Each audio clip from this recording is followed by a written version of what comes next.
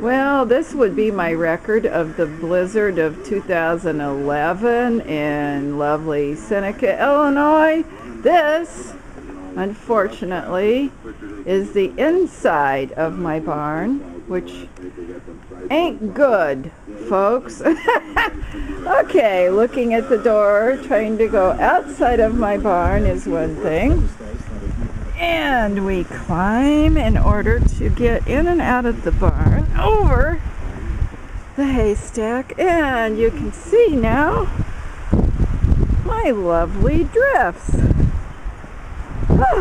Anyway, as we approach the over 4-foot drift, looking outside of my barn here, we can see that it's all bad. That's poor house. A little antenna up there is my internet connection, which has been darn good, but it went out yesterday. Going towards the back door of my house, and now, hey, look, the horse made it outside for a minute, but he ain't staying out here, let me tell you, because he can't get anywhere anyway.